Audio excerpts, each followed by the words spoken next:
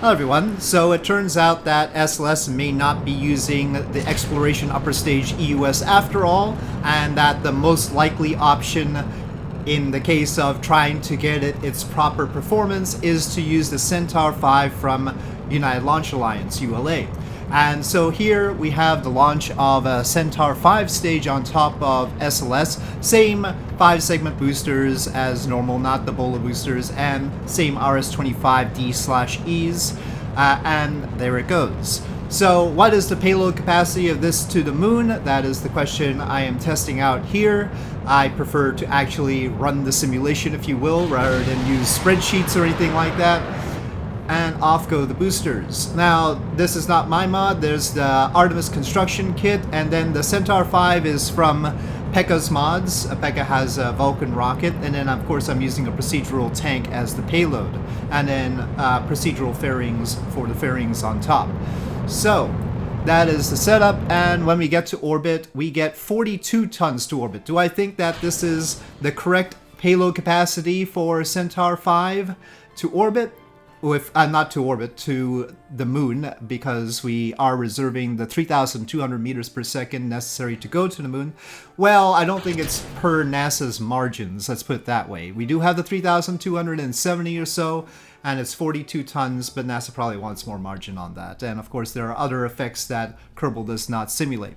So anyway, that's what we have. You can shade it down a little bit more. Now there's another Centaur V stage available, and that is a low Earth orbit Centaur V stage. And so let's see the low Earth orbit capacity of SLS with this smaller stage, and whether it's even necessary or not, I don't know.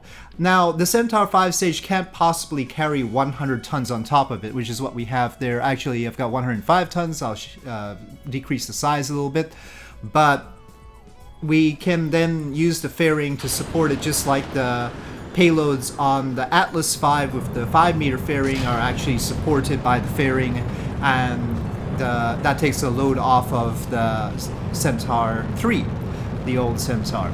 So hopefully that would be good enough, but I'm not sure.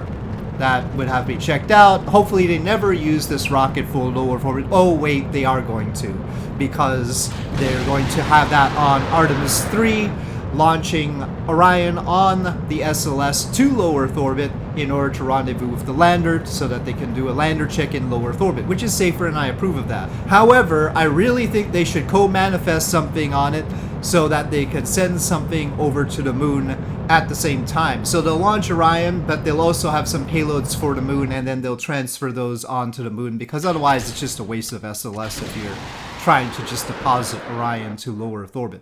Let's face it. So maybe, but it depends on how they make everything. So here we go, getting to orbit here, and actually with some spare, and that's important to note for the next test. So we have the 100 tons in orbit, and we end up with about 370-ish to spare. Well, 360-ish, let's say. So we've got that, but what happens if we omit the upper stage entirely? So we're just gonna go core alone. That'll be cheaper, and for just depositing something in low Earth orbit, cheaper is better. So maybe with Orion they'll only do that. But what is the capacity for low Earth orbit without an upper stage? Well, it doesn't seem to change a whole lot from the 100 tons without the upper stage. And there's a reason for that, is because the core is so big. If you really wanted to make a use of an upper stage to get to low Earth orbit, you would need to shrink the core. Otherwise, there's just no hope. You can't put a big enough upper stage on this in order to increase the low Earth orbit capacity.